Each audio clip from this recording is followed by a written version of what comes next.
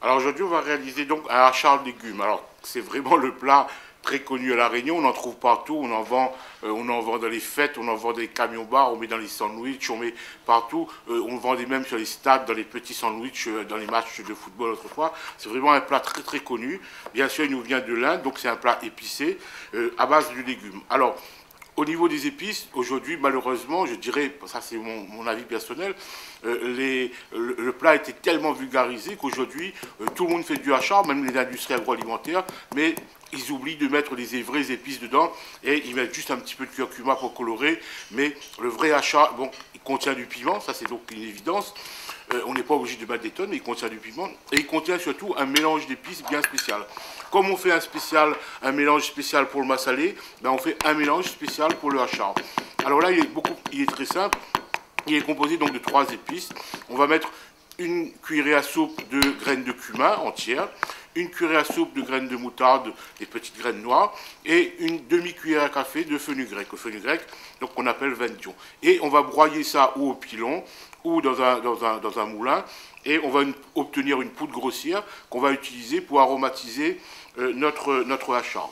On va colorer ce hachard bien sûr avec la poudre de curcuma, mais on peut aussi en plus, quand c'est la saison, aujourd'hui on trouve facilement sur les marchés du rhizome du curcuma frais, on peut donc utiliser le rhizome frais, donc ça donne une petite note de fraîcheur et aujourd'hui il est très facile de l'acheter, il suffit simplement de bien le laver, de l'éplucher, de couper en julienne et de mettre en fin de préparation dans notre hachard pour que les petits morceaux jaunes colorent bien le plat.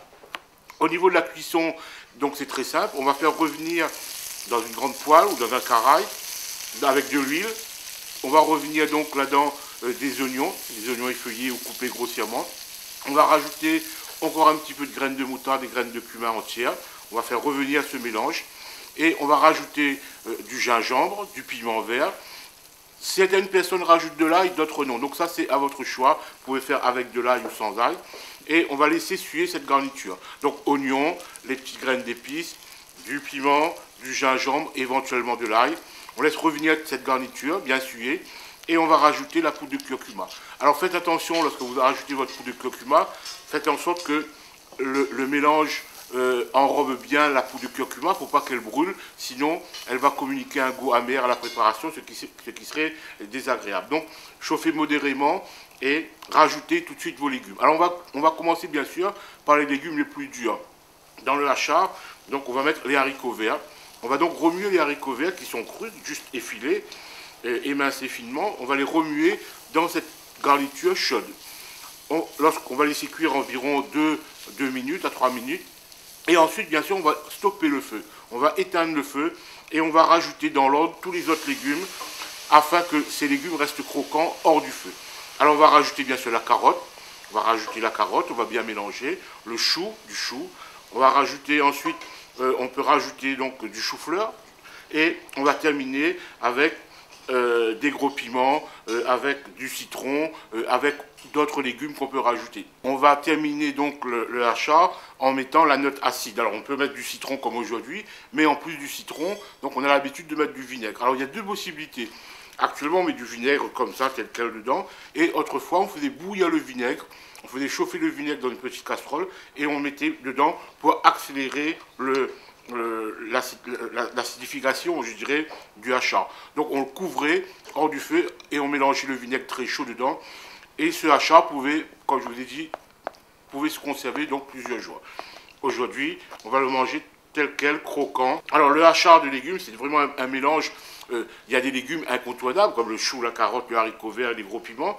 Mais on peut rajouter différents légumes. Aujourd'hui, j'ai rajouté des choux-fleurs et du chouchou, mais on aurait pu rajouter du concombre, on aurait pu rajouter de la papaye verte, on aurait pu rajouter de la mangue verte, on aurait pu rajouter d'autres légumes. Donc c'est vraiment un mélange. Il faut que la couleur, il y a une harmonie au niveau des couleurs, et surtout que le hachard il soit bien parfumé, suffisamment épicé, et surtout qu'il reste bien croquant. Alors le hachard peut se conserver quelques jours, je dirais, dans une boîte bien fermée au frais.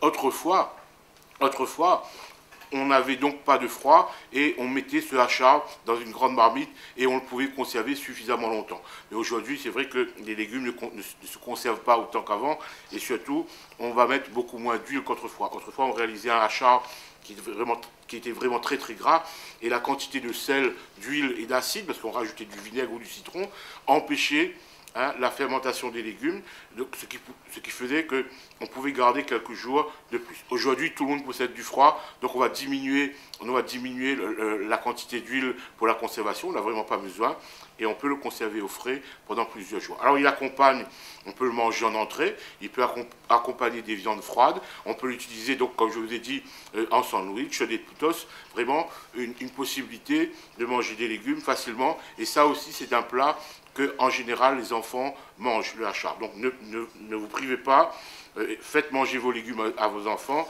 et sous la forme de hachard, ça passe très très bien.